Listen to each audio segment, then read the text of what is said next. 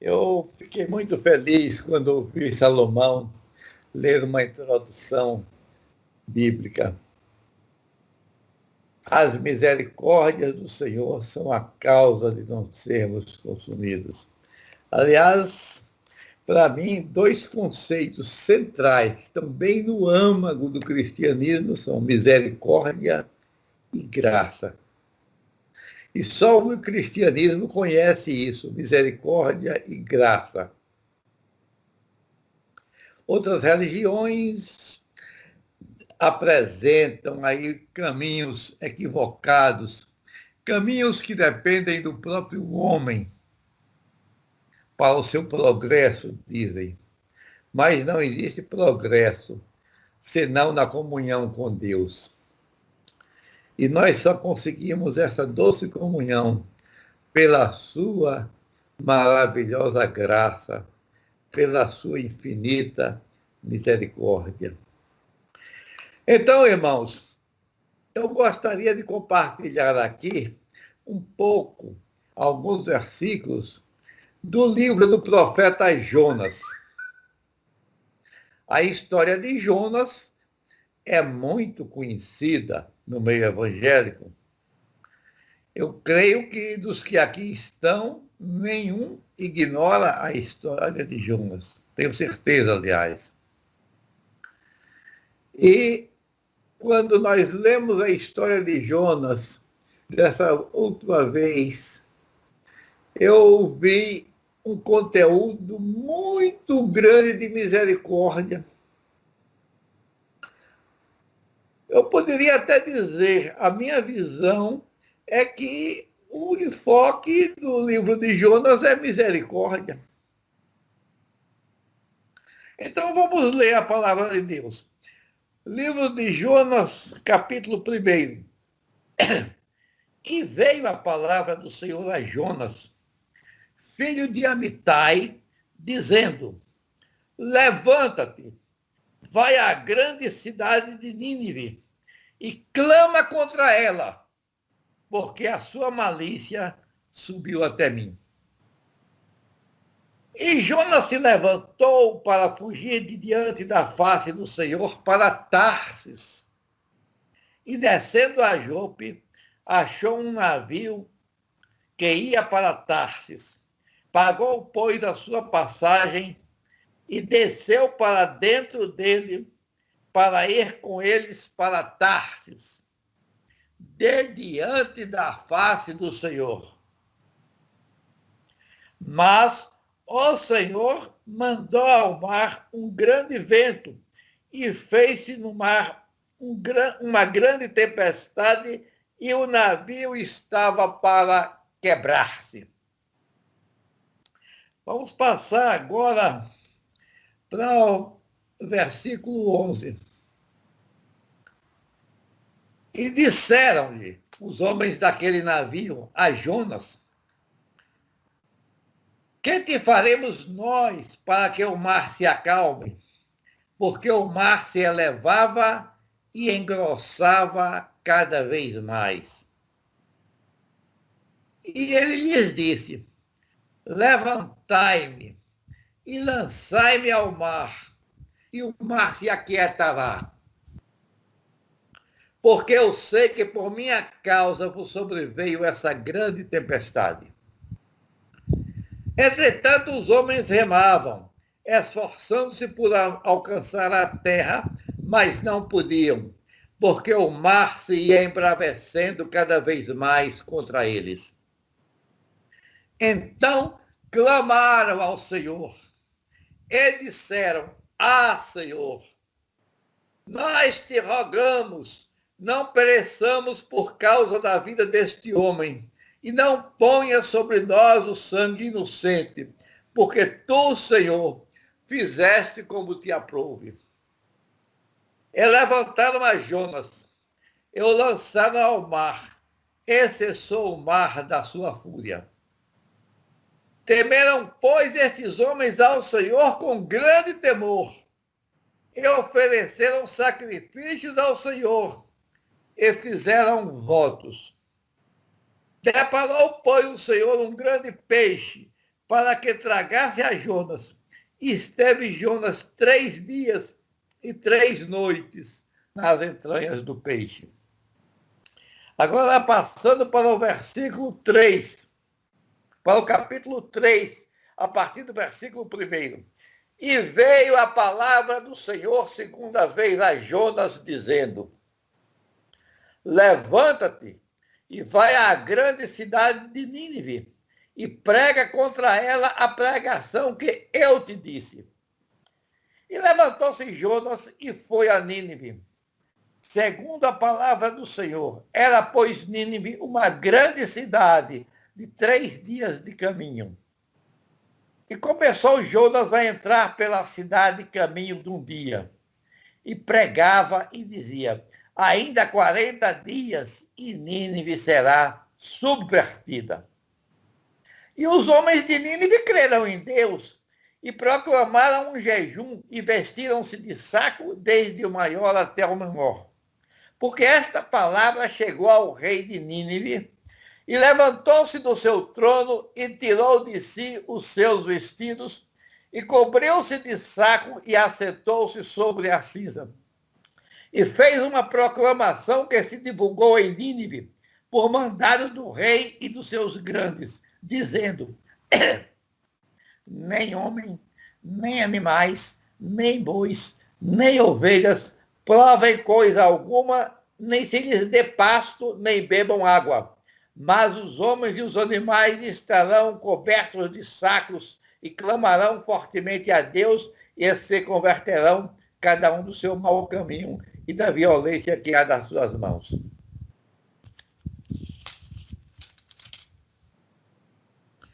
Quem sabe se voltará a Deus e se arrependerá e se apartará do furor da sua ira, de sorte que não pereçamos. E Deus viu as obras deles, como se converteram do seu mau caminho, e Deus se arrependeu do mal que tinha dito lhes faria e não fez. Que maravilha! Agora, o descontentamento de Jonas, depois de tamanha maravilha. Mas desgostou-se Jonas extremamente disso e ficou todo ressentido. E orou ao Senhor e disse: Senhor, não foi isso que eu disse, estando ainda na minha terra? Por isso me preveni, fugindo para Tarsis, pois sabia que és Deus piedoso e misericordioso, longânimo e grande em benignidade, e que te arrependes do mal. Peço-te, pois, ó Senhor, que tires-me a vida, porque melhor me é morrer do que viver. E disse o Senhor: é razoável esse teu ressentimento? Então Jonas saiu da cidade e assentou-se ao oriente da cidade. E ali fez uma cabana e se assentou debaixo dela à sombra, até ver o que aconteceria à cidade. E fez o Senhor nascer uma bomboreira que subiu por cima de Jonas, para que fizesse sombra sobre a sua cabeça, a fim de livrá-lo do seu enfado. E Jonas se alegrou em extremo por causa da bomboreira. Mas Deus enviou um bicho no dia seguinte ao subir da alva, o qual feriu a bomboreira e esta se secou. E aconteceu que, aparecendo o sol, Deus mandou um vento calmoso, oriental, e o sol feriu a cabeça de Jonas. E ele desmaiou e desejou com toda a alma morrer, dizendo: melhor me é morrer do que viver. Então disse Deus a Jonas: é acaso razoável que assim te enfades por causa da bomboreira? E ele disse: é justo que me enfades a ponto de desejar a morte. E disse o Senhor: tiveste compaixão da bomboreira, na qual não trabalhaste, nem a fizeste crescer, que numa noite nasceu e numa noite pereceu. E não eu hei de ter compaixão da grande cidade de Nínive, em que estão mais de 120 mil homens que não sabem discernir entre a sua mão direita e a sua mão esquerda, e também muitos animais? Aí está a pergunta que o Senhor propôs a Jonas. Ora, para nós entendermos bem o contexto em que se encontrava Jonas, para nós começarmos, aliás, a misericórdia já vimos no final, derramada de maneira abundante. Mas todo o início do livro de Jonas parece que é um livro que prega um Deus irado. É um livro que prega castigo. É um livro que prega ameaça. Porque Jonas recebeu a missão. Vai à grande cidade de Nínive, exclama contra ela, porque a sua malícia, a sua maldade subiu até mim. É um livro que anuncia castigo. Mas vamos ver o contexto todo. Eu estava lendo e verifiquei o seguinte: o profeta Jonas foi da mesma época que Amós. Ambos profetizaram no reinado de Jeroboão II, filho de Nebate, que foi um dos reis mais perversos de Israel, um reinado bastante longo, cheio de transgressão. Então vamos encontrar Jonas aqui no livro de Reis, segundo Reis, capítulo 14, versículo 24.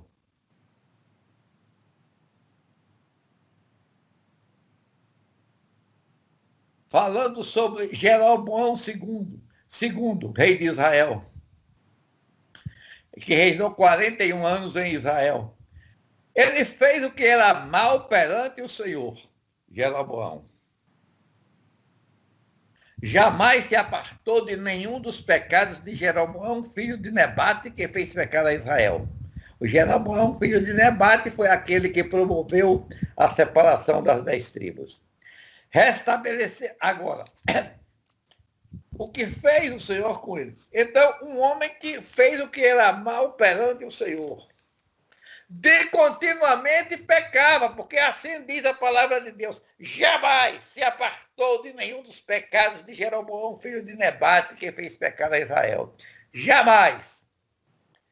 Então, era um homem que pecava de contínuo. Se nós lemos Amós, no seu capítulo 7, nós vamos ver a terrível profecia de Amós contra a casa de Jeroboão. E no meio desse reinado perverso é que vivia Jonas.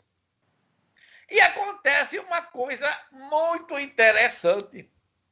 O Senhor, que já havia profetizado tanto castigo contra Jeroboão, tanto castigo contra o reino de Israel, agora, por intermédio de Jonas, filho de Amitai, é o mesmo Jonas, fica claro, diz.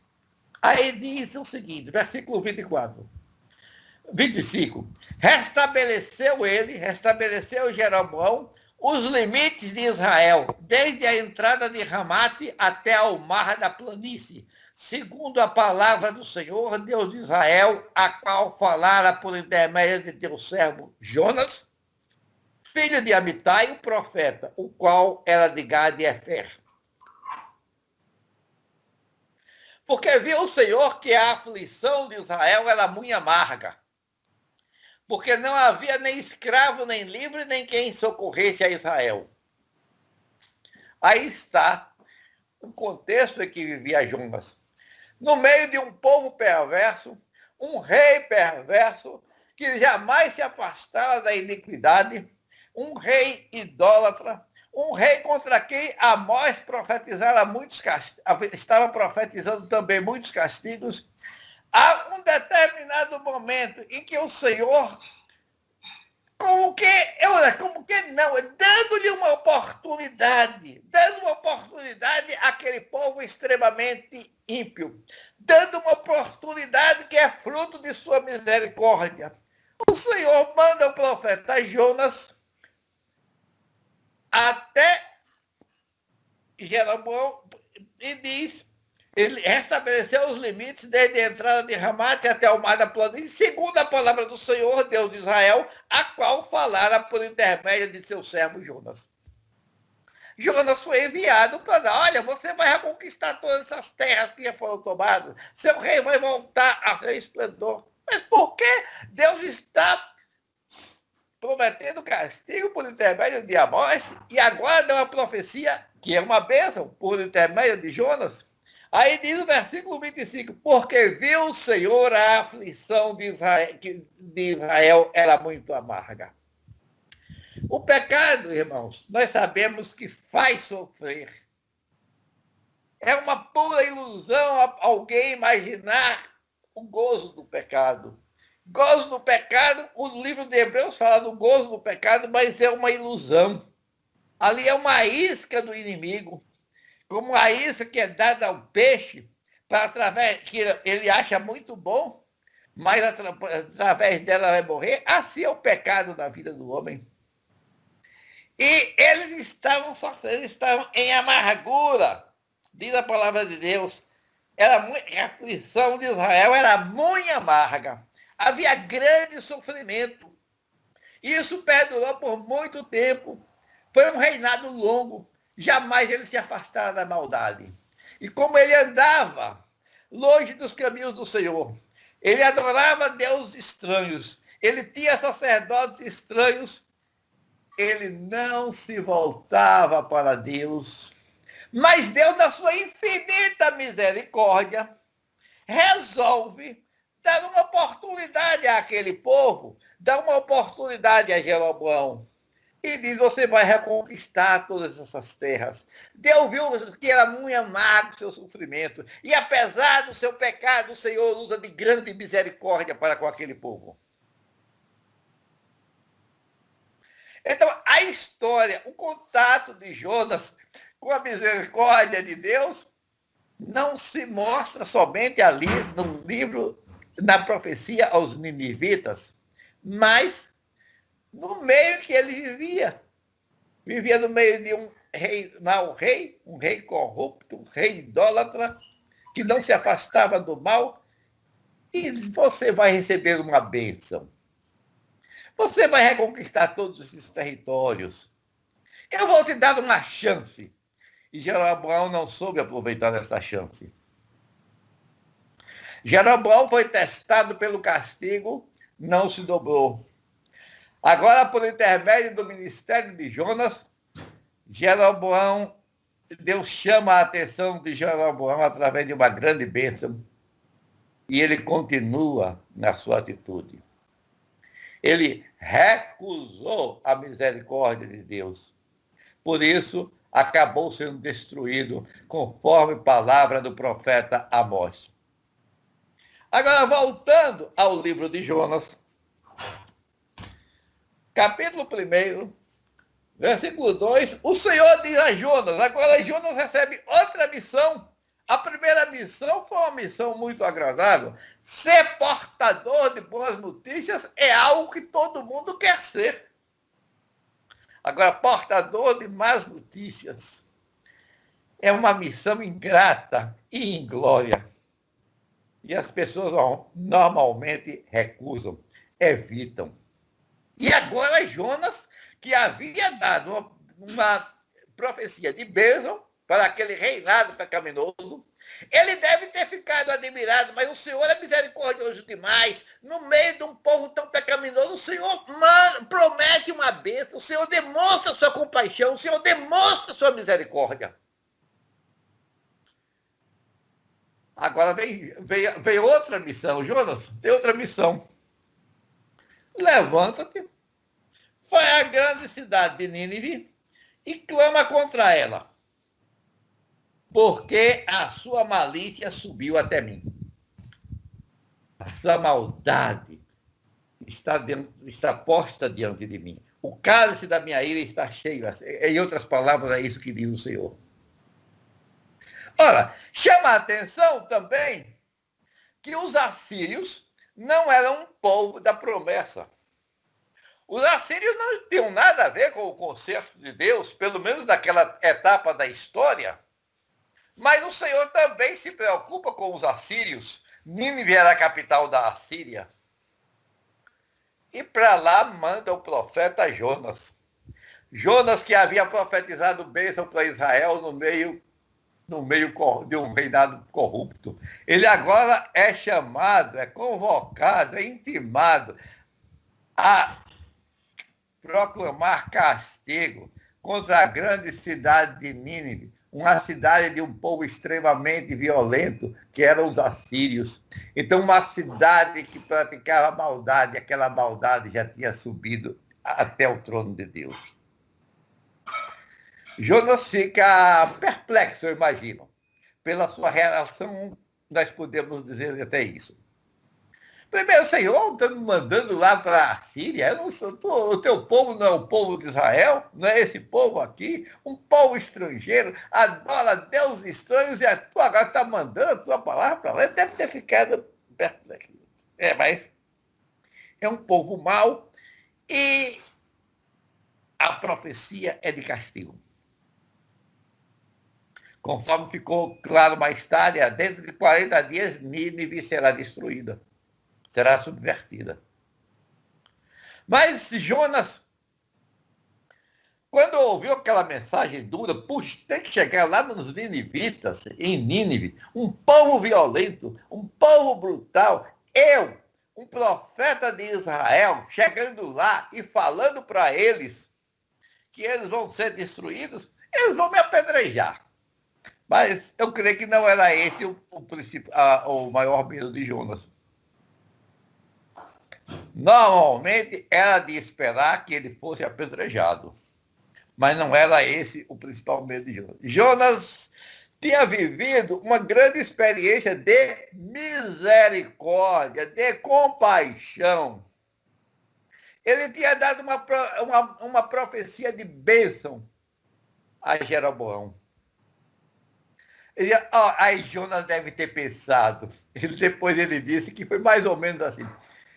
Lá aqui em Israel, um reinado tão cheio de pecado, o Senhor ainda manda uma profecia de bênção. É porque o Senhor é muito misericordioso.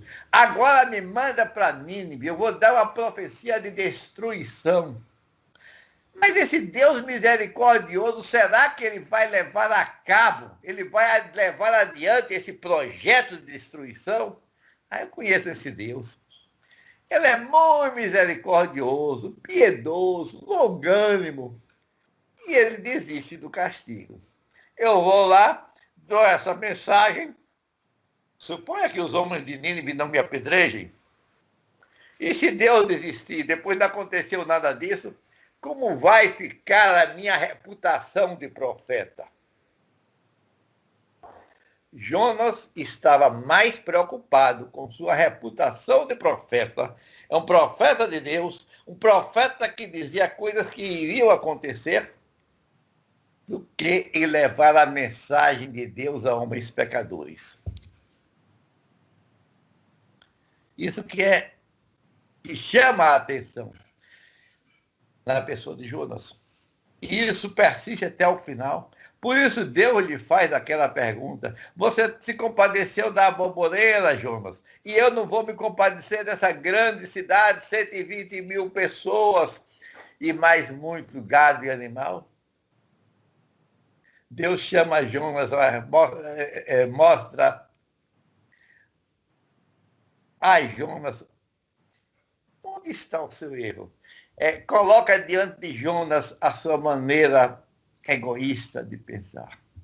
Então, por isso, o Jonas disse, olha, eu vou lá, vai acontecer tudo isso, eu não vou, não. E aí, você fica aqui, olha, Deus fala em Israel, eu vou sair daqui, vou para o extremo oposto, vou para Tarsis. Tarsis, segundo nos diz a história, a geografia bíblica, fica lá na extremidade ocidental do Mediterrâneo. É parte daquilo que hoje é Espanha. Então, possivelmente eram cidades, havia minas, e dali se extraía muitos metais. Eu imagino que, olha, eu vou para lá. Possivelmente era um navio que arregimentava trabalhadores para Minas. Isso aí já é coisa, simplesmente minha suposição, não tem valor nenhum. Então eu vou para Tarsis, vou viver minha vida lá, vou fugir da presença de Deus. Agora, eu não vou expor a minha reputação de profeta. Isso não, minha reputação de profeta. Aí eu vou para Tarsis. Foi para até Jope, onde era o porto, comprou a passagem, pegou o navio e saiu ele certamente em conflito. Eu fugindo da presença de Deus. O Salmo 139 diz: Senhor, para onde me irei da tua face? Ou para onde fugirei do teu espírito? É possível até que Jonas tivesse, que ele devia ter conhecimento desse salmo, e é possível que isso estivesse martelando na vida de Jonas, puxa, fugindo da presença de Deus, e eu vou conseguir. Mas vou tentar. E lá vai Jonas no navio. Tenho certeza que um conflito está em sua mente. E o tempo começa a fechar, conforme nós sabemos, como lemos no texto.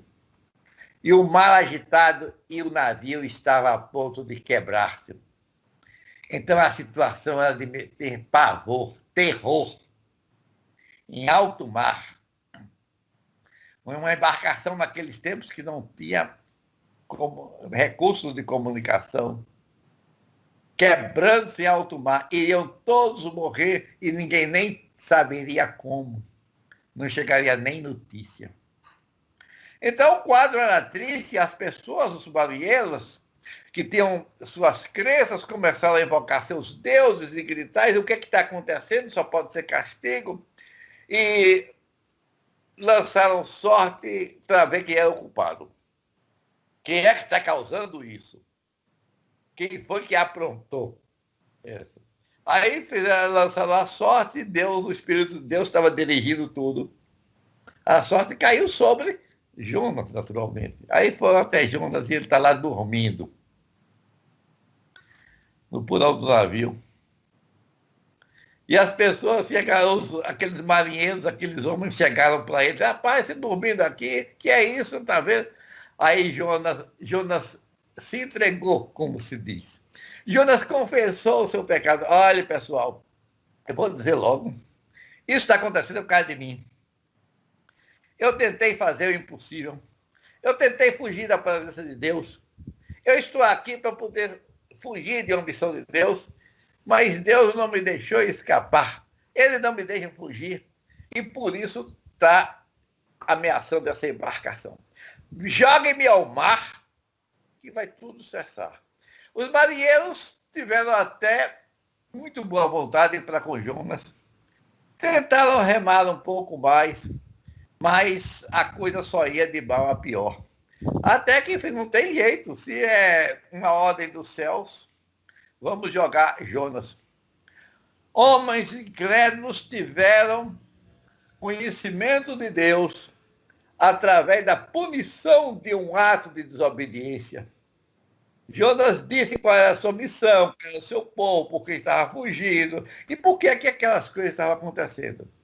E aqueles homens ficaram admirados. Não, esse Deus é um Deus muito poderoso. E esse Deus tão poderoso merece ser adorado. Então nos diz a palavra de Deus, e aqueles homens que diz a palavra de Deus sobre eles invocaram ao Senhor. Temeram, pois, esses homens ao Senhor com grande temor e ofereceram sacrifícios ao Senhor e fizeram votos. Um povo estranho. Nós não sabemos a nacionalidade dos homens daquele navio, mas certamente não eram israelenses. E aquele povo, diante daquele ato poderoso de Deus, em que Deus manifestava a sua ira pela desobediência, esse Deus é tão poderoso que ele merece ser adorado. Fizeram votos e adoraram ao Senhor. Eu digo, o ministério de Jonas foi um ministério profícuo. Foi um ministério que deu muitos frutos. Começa que ele não tinha nenhuma intenção de evangelizar naquele navio. Estava ali num ato de desobediência para fugir da presença de Deus. E aquelas circunstâncias se desenrolam de tal maneira que todos tomam conhecimento da palavra de Deus, do Deus verdadeiro, e fazem votos e o adoram. Então, Deus tinha tido misericórdia daqueles homens, apesar de não estarem no concerto, apesar de não serem objeto da aliança, mas Deus tem misericórdia deles, porque eles se humilharam, fizeram votos e adoraram. Então aí começa mais uma grande manifestação de misericórdia. Aquela que Jonas conheceu lá no reinado de Israel. Além daquela, ele agora conhece, Deus tem misericórdia daquele povo. Jonas poderia até dizer, devo lançar do mar, eu devo morrer. Eu devo morrer, mas minha vida produziu frutos. Muitos agora estão temendo a Deus. Não sei se Jonas pensou assim. Então, quando, depois de alguma relutância, aqueles homens jogaram Jonas ao mar, Jonas agora acabou tudo, fugir e piorou. Bem que eu podia ver isso, que ninguém consegue fugir da presença de Deus. Mas Deus preparou um peixe para que tragasse a Jonas. E esteve Jonas 3 dias e 3 noites nas entranhas do peixe. E a providência de Deus sustentou Jonas no interior daquele peixe. As condições de vida ali eram totalmente adversas. Como Jonas conseguiu ver, bem, o Senhor pode todas as coisas. Nada é difícil para o Senhor. Aliás, aquilo ali, segundo o próprio Jesus Cristo diz, já era uma proclamação de sua morte e ressurreição. Jesus Cristo também esteve nas entranhas da terra e foi levantado.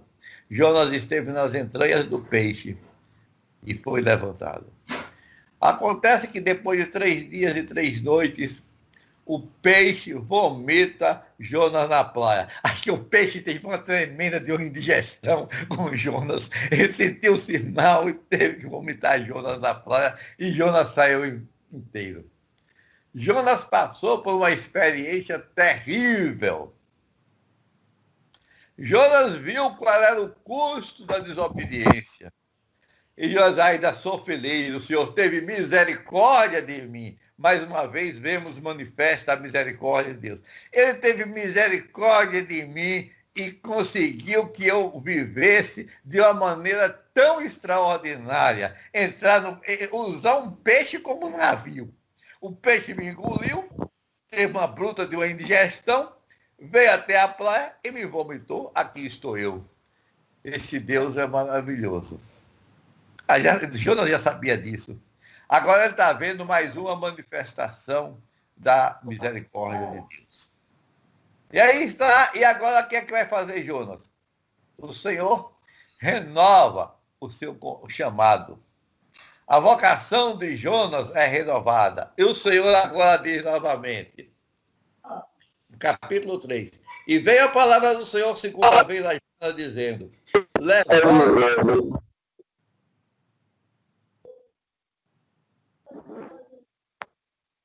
levanta-te e vai à grande cidade de Nínive e prega contra ela a pregação que eu te disse. Agora Jonas não teve mais coragem de fugir, não. Agora Jonas tem que ir mesmo. A missão é indigesta, mas eu tenho que ir. E levantou-se a Jonas e foi a Nínive. Da primeira vez, Jonas levantou-se para fugir. Agora ele levantou-se e foi a Nínive segundo a palavra do Senhor, em obediência à palavra do Senhor. Era, pois, Nínive uma grande cidade, 3 dias de caminho. Possivelmente o caminho para Jonas, num cavalo, talvez, numa montaria, coisa de 3 dias. Já tive curiosidade de olhar outros relatos históricos, dão mais ou menos isso. Era o tempo normal de viagem. Caminho de 3 dias, que é um caminho de 3 dias andando até chegar a Nínive. Jonas foi. Tenho que ir. Agora aconteça o que acontecer, eu vou. Não tem alternativa. O Senhor me pegou pela gola de uma maneira que não tenho como fugir. Levantou-se Jonas e foi a Nínive, segundo a palavra do Senhor. Ela, pois, Nínive, uma grande cidade de 3 dias de caminho. E começou Jonas a entrar pela cidade, caminho de um dia, e pregava e dizia: ainda 40 dias e Nínive será subvertida. Caminho de um dia, possivelmente faltando um dia para chegar ao centro de Nínive. Aquelas aldeias periféricas. Jonas ia ter que começar meu serviço logo aqui pelas aldeias. E Jonas, 40 dias! E Nínive será subvertida. Possivelmente ele contou aquela história. Ah, sou um homem que teve no peixe. Eu penso, que história é essa? Muito a contragosto, Jonas deu aquela mensagem. E vai Jonas pregando.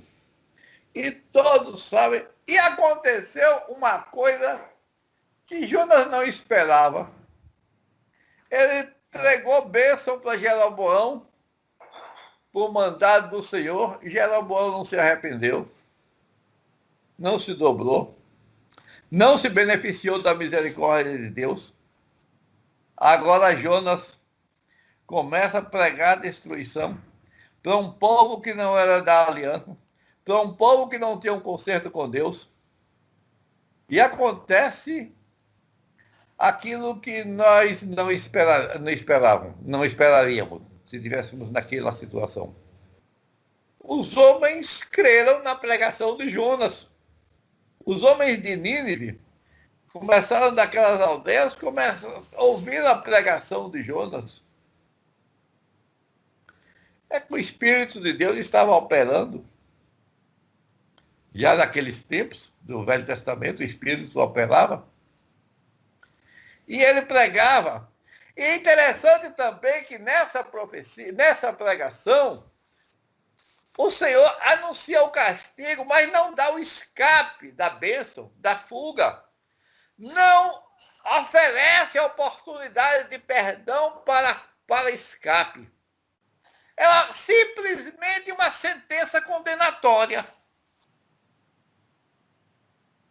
Normalmente as profecias do Senhor, é como diz lá em Deuteronômio, se fizerdes o bem, se fizer andares direito, conforme a minha lei, sereis prósperos, sereis felizes.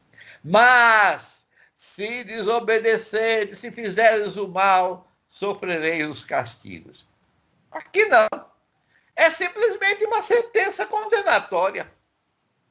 E o povo vem ficar apavorado. Não, esse Deus que manda um homem aqui, ele tem coragem de vir aqui. Nós somos a Síria, talvez a potência, a nação mais poderosa daqueles dias.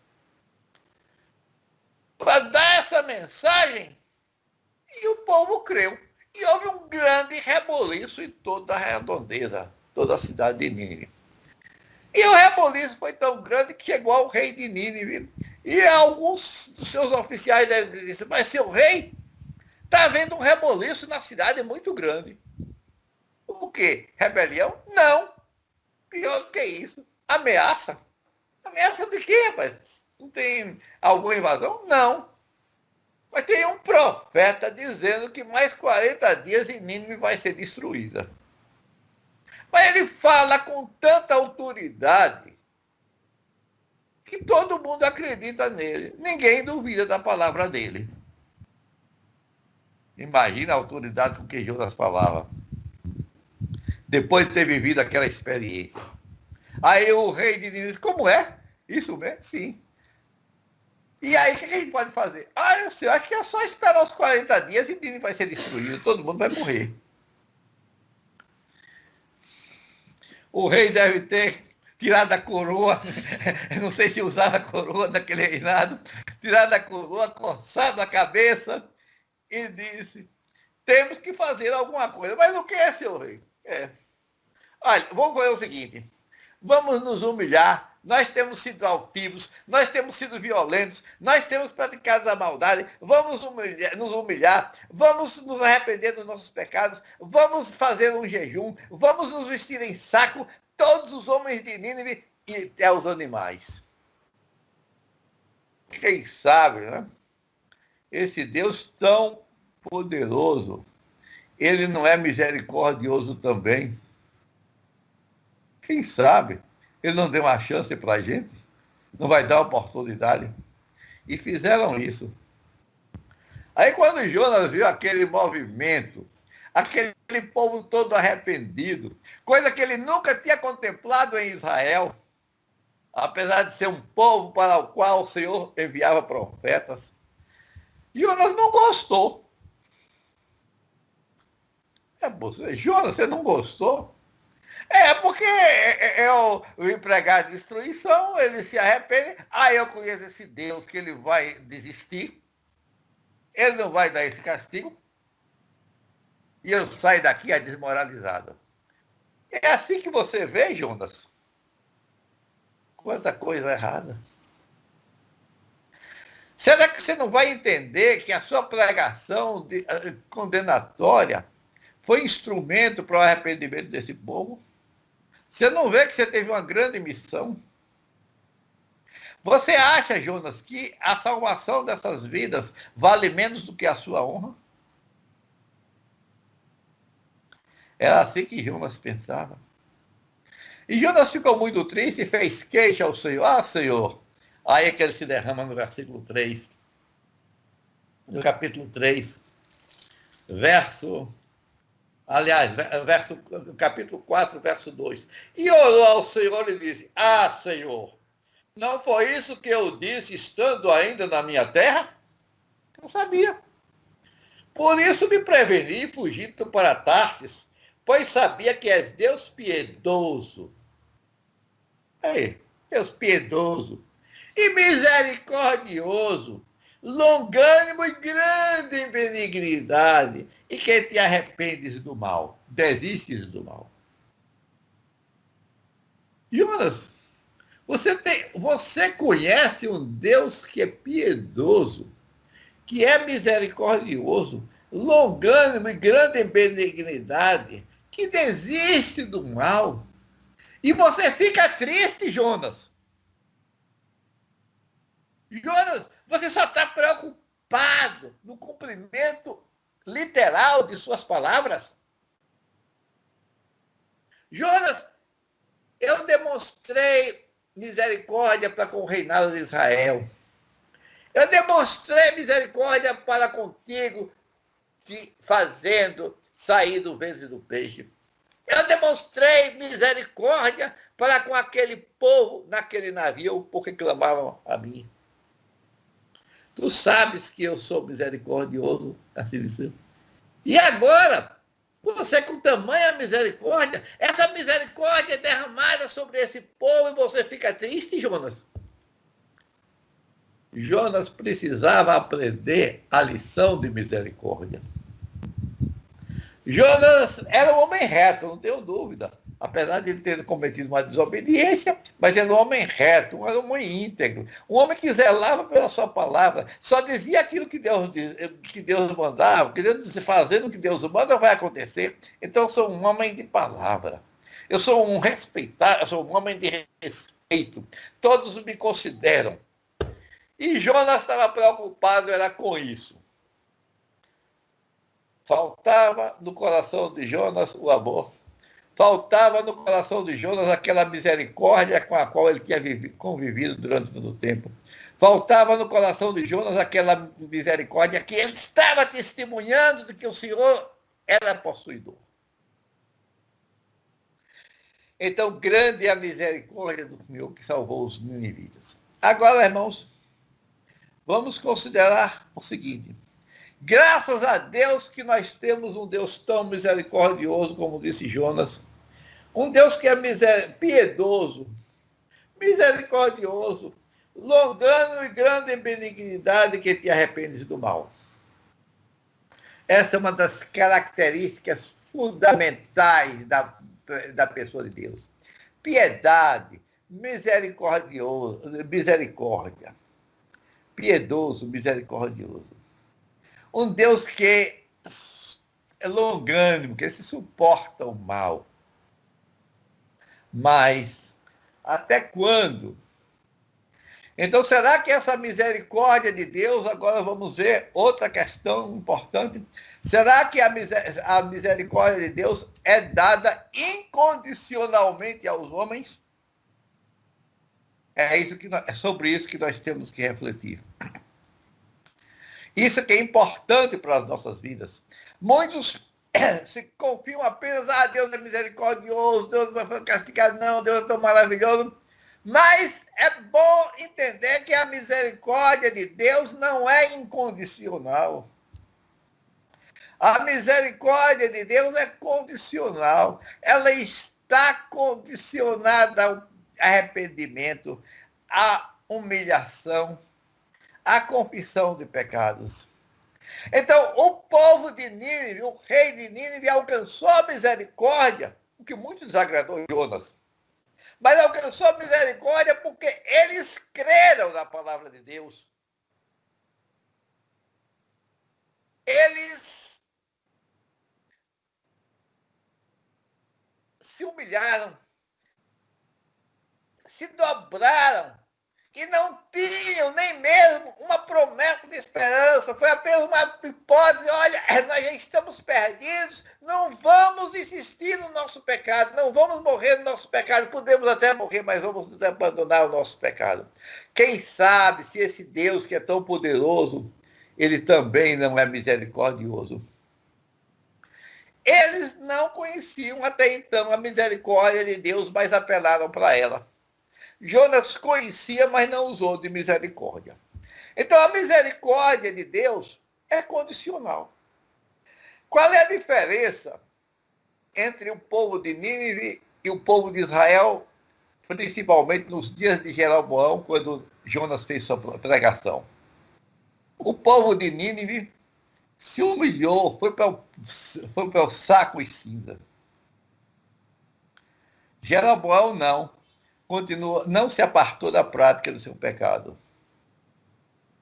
Qual é a diferença entre o rei de Nínive e o faraó no tempo de Moisés?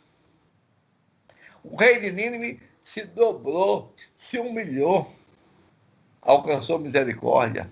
O faraó teve seu coração endurecido até o fim. No momento da perda do seu filho primogênito, foi um golpe incalculável. Ele sentiu tristeza, como quero me livrar desse Deus, desse pessoal, desse Deus e tudo. Manda o povo embora. O povo vai, mas aí ele volta, coração endurecido, nem mesmo diante da morte do seu filho. Não, eu agora vou perseguir esse povo. Eu vou me vingar da morte do meu filho matando esse povo. Vou mandar meu exército poderoso, 600 carros de guerra. Esse pessoal não tem nenhuma pedra para jogar.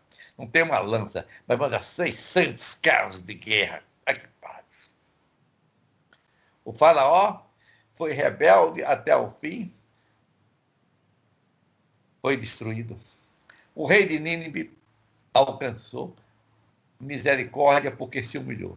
Então, irmãos, a misericórdia de Deus é a causa de não sermos consumidos. Eu fiquei muito feliz quando Salomão leu essa escritura, logo na abertura dos nossos trabalhos. Mas a misericórdia de Deus tem uma contrapartida. A misericórdia de Deus se completa com o arrependimento do homem, como fez o povo de Nínive. Aqueles marinheiros também não eram eles os pecadores, mas no meio de nós tem um que pecou, vamos fazer votos a Deus para que ele livre a gente, que nós podemos ir também sermos atingidos pelo mesmo castigo. Se arrependeram, se humilharam, fizeram votos, alcançaram a misericórdia. E é isso que a palavra de Deus diz. Aquele que confessa, que deixa o seu pecado e confessa, alcançará a misericórdia. A misericórdia de Deus é uma coisa maravilhosa. A misericórdia de Deus é a causa de não sermos consumidos. Mas a misericórdia de Deus exige uma atitude de humilhação, de arrependimento por parte do homem. O autor da carta aos Hebreus diz: como escaparemos nós se não atentarmos para uma tão grande misericórdia? Atentarmos, levar em consideração, considerar, não é ignorar a misericórdia de Deus. Aqueles que ignoram a misericórdia de Deus não se beneficiam dela, perecem. Aqueles que não atentam para a misericórdia de Deus é como se ela não existisse. Mas aquele que se arrepende e confessa alcançará a misericórdia. A misericórdia de Deus atua através do arrependimento do homem. A misericórdia de Deus não opera em homens impenitentes, em homens irregenerados, em homens que não estejam dispostos a largar o pecado. Então, a misericórdia de Deus exige um compromisso por parte do homem. Arrepender-se dos seus pecados, deixar os seus pecados, suplicar o perdão de Deus e humilhar. Então, todas as vezes que nós consideramos a misericórdia de Deus, devemos considerar também a atitude de nossa parte. O que é que eu devo fazer para me beneficiar dessa misericórdia? A cada dia, devo confessar meus pecados. A cada dia, devo buscar desviar-me do mal. A cada dia, devo buscar viver uma vida santa.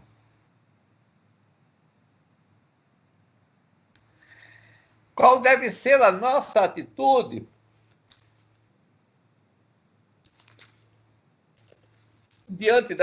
Qual é a atitude daquele que alcançou a misericórdia? No Salmo 116, versículo 12 diz: que darei ao Senhor por todos os benefícios que me tem feito, por toda a misericórdia que tem derramado sobre mim, em outras palavras. Que darei eu ao Senhor? O Senhor tem tudo. Mas eu preciso tomar uma atitude, eu preciso viver uma vida que demonstre que a misericórdia de Deus me alcançou. Então responde o salmista: tomarei o cálice da salvação e invocarei o nome do Senhor. Tomarei o cálice da salvação, aceitarei a salvação, beberei da salvação que Deus oferece. E invocarei, louvarei, adorarei ao Senhor. Então a misericórdia de Deus exige uma vida de santidade, exige uma vida de arrependimento, exige uma vida de louvor e de adoração. Como se a misericórdia de Deus é derramada sobre nós, para que nós escapemos da condenação, como é que podemos continuar vivendo no pecado? Então, como escaparemos nós se não atentarmos para uma tão grande misericórdia? Qual é a alternativa que nos é dada, se não misericórdia? A misericórdia de Deus alcança, está à disposição de pessoas a quem ela não foi prometida. No caso de Nínive, isso fica muito claro. O Senhor não chegou e disse: olha, você se arrepende que vão encontrar misericórdia. Não disse, não. 40 dias e Nínive será destruída. Mas aqueles homens devem estar faltando. Um Deus tão poderoso deve ter alguma coisa a mais. Então, a eles não foi oferecida a misericórdia, mas eles cumpriram as condições para alcançar a misericórdia de Deus. Foi um arrependimento pleno. É isso que precisamos considerar. Mas a misericórdia de Deus não vem sobre pessoas não arrependidas e regeneradas. Não veio sobre Jeroboão, não foi sobre Faraó. E não é derramada sobre aqueles que não atentam para ela. E a atitude daquele que encontra a misericórdia tem que ser uma atitude de considerar a vida que ele deve levar. Tomarei o cálice da salvação, viverei conforme os mandamentos do Senhor, e louvarei, invocarei o seu nome para sempre. Então Jonas era um profeta honrado, era um homem honrado, mas ele não conhecia a misericórdia, mas ele não praticava a misericórdia. E por isso recebe essa mensagem, esse ensinamento do Senhor. Ó Jonas, você teve misericórdia dessa boboreira e eu não havia de ter medo daqueles homens, daquelas vidas que estão em Nínive? Você acha que aquelas vidas valem menos? Aí tem uma questão a considerar. Alguém poderia dizer, não, mas Jonas, a misericórdia de Jonas era interessada. Aquela boboreira era abrigo para ele. Era abrigo contra o sol. Ele poderia ali tirar aquela soneca dele, deixar o mundo passar até a vida se acabar. Ele poderia viver ali, assim esperava ele. E eu preciso da boboreira, ficou triste por isso. Não, a boboreira é coisa importante para mim. Mas Deus é completo em si mesmo. Deus não tem carências como nós. Deus não tem carências como Jonas, que precisava de uma boboreira para fazer sombra sobre sua cabeça naquele sol inclemente do Oriente. Mas Deus trata aquele povo de quem ele não precisa, porque ele é completo. Ele não tem carência. Aquele povo que é rebelde, que faz o que é mal. Aquele povo que o ofende de dia e de noite. Deus estima aquele povo como algo precioso. Essa boboreira é preciosa para ti, por quê, Jonas? Essa boboreira é preciosa para ti, para mim, para ti, porque ela está te dando sombra. Só por isso. Mas eu não, Jonas. Misericórdia é isso. Independentemente do que eles fizeram. Independentemente, mesmo eu não precisando deles, porque eu não tenho carência nenhuma. Eu os amo e por isso tenho misericórdia deles. Essa misericórdia exige um compromisso de nossa parte. E essa misericórdia exige que nós também derramemos a nossa misericórdia para com aqueles que nos acompanham, para com aqueles no meio dos quais nós vivemos. Então, temos de ser também misericordiosos. Jonas viveu num clima de misericórdia. Alguns podem dizer, mas é um clima só de castigo, de ameaças, de castigos. Mas naquele meio daquele castigo que se nota a misericórdia. Mas ele não aprendeu a lição de misericórdia, não deixou que essa misericórdia penetrasse no seu coração. E para isso ele é conclamado pelo Senhor. Não haveria eu de ter misericórdia desse povo, não haveria eu de ter misericórdia desse povo arrependido. Então, esse Deus misericordioso, irmãos, exige um compromisso muito grande de nossa parte. A esse Deus, nós devemos buscá-lo totalmente em comunhão. Porque a sua misericórdia nos leva a isso. Amém.